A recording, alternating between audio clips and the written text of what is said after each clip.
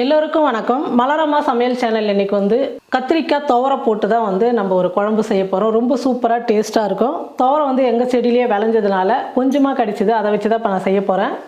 நல்லா ஒரு கைப்பிடி அளவுக்கு துவரை கிடச்சிது, அதை நான் உரித்து எடுத்துக்கிட்டேன். இப்போ வந்து கத்திரிக்காயும் துவரையும் போட்டு ஒரு குழம்பு செய்யலாம். கடாயை வந்து நல்லா சூடு ஏறிடுச்சு. தேவையான அளவுக்கு வந்து எண்ணெய் சேர்த்துக்கிறேன். எண்ணெய் நல்லா காஞ்சிடுச்சு. கடுகு சேர்த்துக்கிறேன். சீரகம் ஒரு 1/4 ஸ்பூன், வெந்தயம் ஒரு 1/4 ஸ்பூன் சேர்த்துக்கிறேன். நான் பூண்டு வந்து சின்ன சின்னதாக ஒரு 20 பல்லு பூண்டு வந்து உரிச்சு எடுத்துருக்கிறேன். அந்த பூண்டு சேர்த்துக்கிறேன். பூண்டு வந்து நல்லா வதங்கணும் எண்ணெயில், அப்போ தான் வந்து குழம்பு வந்து ரொம்ப டேஸ்ட்டாக இருக்கும். பூண்டு பாருங்கள் நல்லா வதங்கிடுச்சு. 2 பெரிய வெங்காயம் எடுத்து பொடியாக நறுக்கி எடுத்துருக்கிறேன். இந்த வெங்காயம் சேர்த்துக்கலாம். வெங்காயம் ஒரு 2 நிமிஷத்துக்கு நல்லா வதக்கிக்கிறேன்.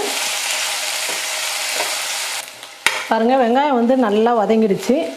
தக்காளி வந்து ஒரு 2 தக்காளி எடுத்து பொடியாக நறுக்கிக்கிட்டு அந்த தக்காளி சேர்த்துக்கிறேன். வெங்காயம் தக்காளியெல்லாம் நல்லா வதங்கிடுச்சு. இப்போ காய் சேர்த்துக்கலாம். பச்சை துவரை, கத்திரிக்காய் வந்து ஒரு 1/4 கிலோ கத்திரிக்காய் எடுத்து இந்த மாதிரி நீட்டாக கட் பண்ணி எடுத்துக்கிட்டு அந்த கத்திரிக்காய் சேர்த்துக்கிறேன்.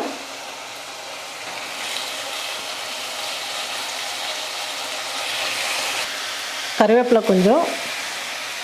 1 நிமிஷத்துக்கு காயெல்லாம் வந்து எண்ணெயில் நல்லா வதக்கிக்கலாம். இந்த சேர்த்த கத்திரிக்காயெல்லாம் நல்லா வதங்கிடுச்சு. இப்போ மசாலாலாம் சேர்த்துக்கலாம். மஞ்சள் தூள் 1/4 ஸ்பூன், மிளகாய் தூள் 1/2 ஸ்பூன், கரம் மசாலா 1/2 ஸ்பூன், தனியாத்தூள் 1 ஸ்பூன், தேவையான அளவுக்கு உப்பு சேர்த்துக்கலாம். இப்போ எல்லாம் சேர்த்து நல்லா கலந்து விட்டுடலாம். மசாலாலாம் போட்டு நல்லா வதங்கிடுச்சு. தேவையான அளவுக்கு தண்ணி சேர்த்துக்கிறேன். நம்ம வந்து புளி தண்ணியும் சேர்க்கணும், அதனால் அதுக்கு தகுந்த மாதிரி தண்ணி சேர்த்துக்கலாம்.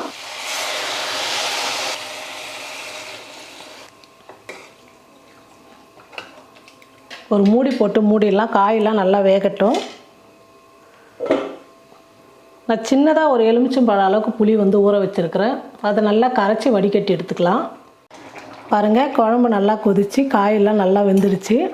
கத்திரிக்காய் எல்லாமே துவரெல்லாம் நல்லா வெந்துடுச்சு. இப்போ புளி தண்ணி சேர்த்துக்கலாம். புளி நல்லா கரைச்சி வடிகட்டி எடுத்துக்கிட்டேன். அந்த புளி தண்ணி சேர்த்துக்கிறேன். புளி சேர்த்ததுக்கப்புறம் ஒரு 2 நிமிஷம் வந்து நல்லா கொதிக்க வச்சுக்கலாம். புளியோட பச்சை வாசனை போகிற அளவுக்கு நல்லா கொதிக்கணும், அப்போ தான் குழம்பு வந்து நல்லாயிருக்கும். பாருங்கள் புளி தண்ணி சேர்த்து நல்லா கொதிச்சிடுச்சு. குழம்பும் கொஞ்சம் நல்லா திக்காக வந்திருக்கு. சூப்பராக இருக்கும். இந்த மாதிரி கத்திரிக்காய் வந்து நீங்கள் புளி ஊற்றி பேர்க்கடலை, காராமணி, இந்த மாதிரி மொச்சக்கொட்டை, துவரை இந்த மாதிரிலாம் போட்டு செஞ்சிங்கன்னா ரொம்ப டேஸ்ட்டாக இருக்கும். இல்லை வெறும் கத்திரிக்காயை புளி ஊற்றி கொஞ்சம் கிரேவி மாதிரி வச்சு சாப்பிட்டாலும் ரொம்ப நல்லாயிருக்கும்.